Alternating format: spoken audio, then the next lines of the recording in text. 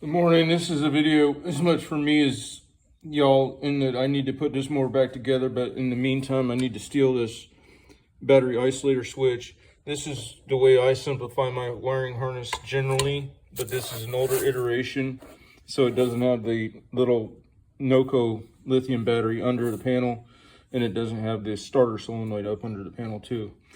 But seeing that they're all different iterations, I probably would have trouble remembering when I come back. So I went to start the other mower and I couldn't get juice. The lithium was testing at 13 volts. And when I bridged across my battery isolator, the back side of it, then see, there's the front side. And they use a little plastic key that presses, it rides an inclined plane in there. I can't find the key right now. Oh, here's one in my pocket. Rides an inclined plane in there, and you'll hear the fan kick on, and then it's just a matter of a push button. Okay, so that switch I've had failure problems with. What happens is they're not a sealed system, and dirt packs in between the two plates in there that the little key peg rides. You see that steel peg on the key? It rides an inclined plane that presses the plates together. And if enough dirt gets in there, it will not engage. So I'm going to pull this key or this battery isolator off, and I'll show you the other system with the lithium under the panel. Okay, and then this mower is the one that wouldn't start. And I always try to test start before I go out in the morning. And then this came out, but it's been flaking out for a while. Yeah, it's not quite as neat as the other one.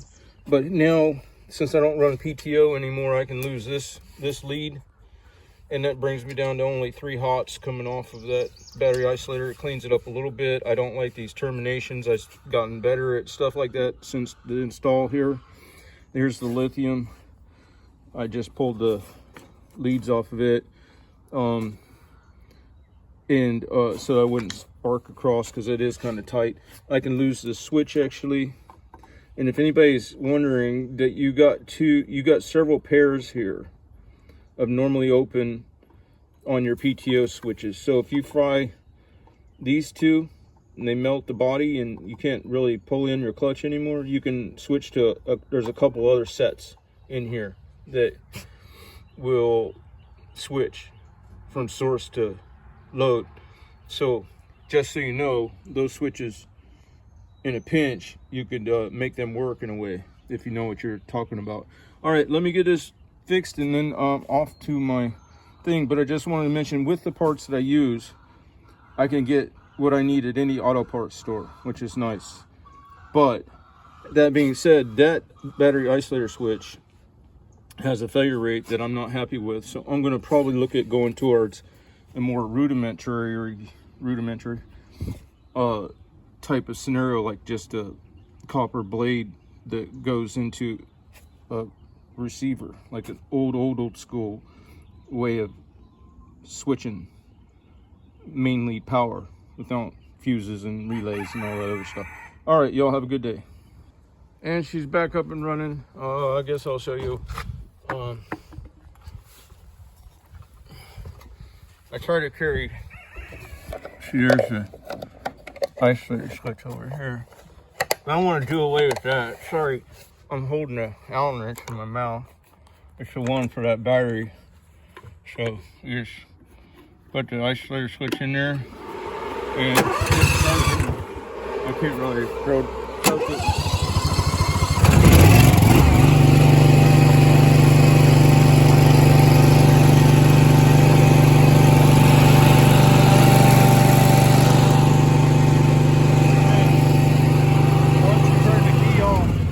Takes a little while for the fuel solenoid on the carb to close off and run out the rest of the fuel.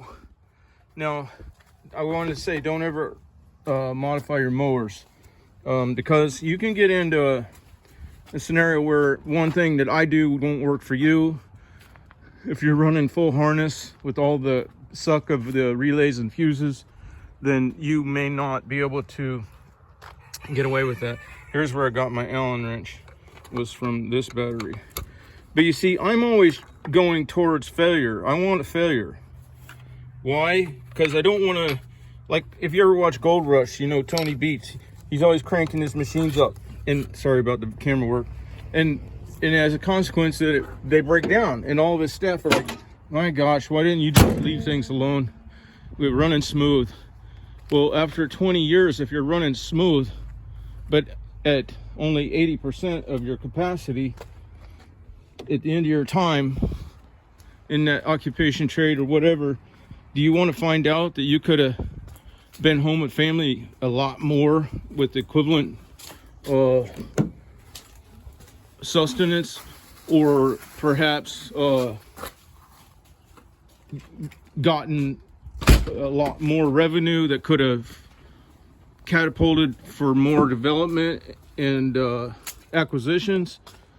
Maybe even could be the difference of your business dying, because in their trade they're losing available ground to mine. So if he didn't have quite the revenue, just barely, to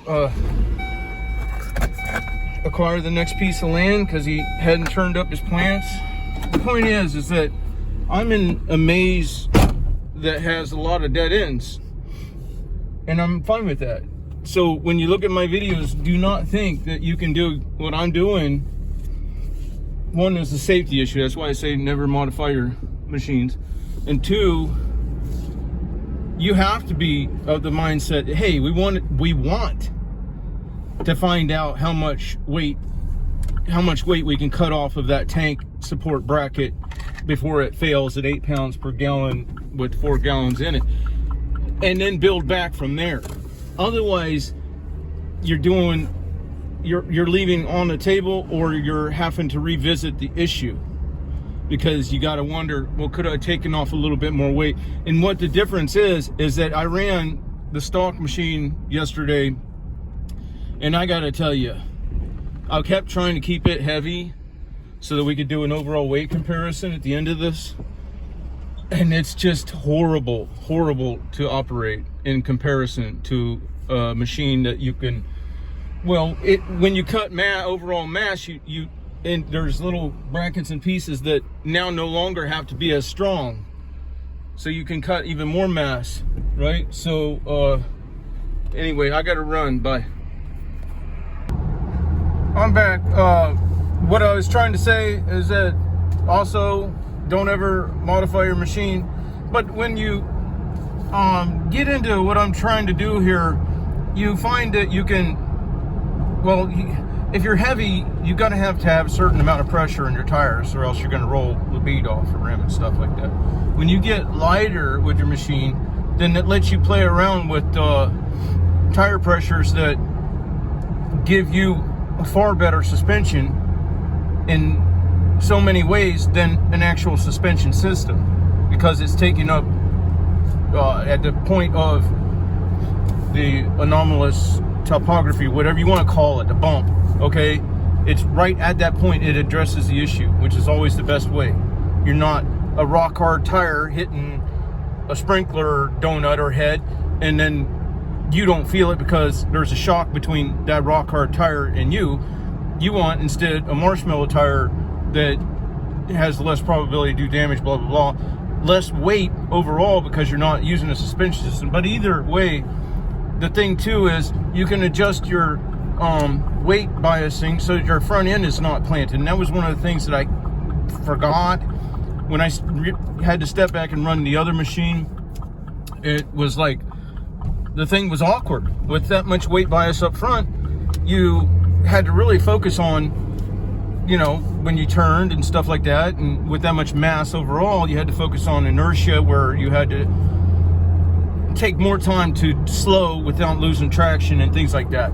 So, you know, a machine that's set up for the hills of Tennessee is to go straight up and not flip over backwards is not going to be what will be optimal for the flat areas like where I'm at, and the sandy soil that can't hold a lot of torque force without disturbance. All right, I got to get back to work.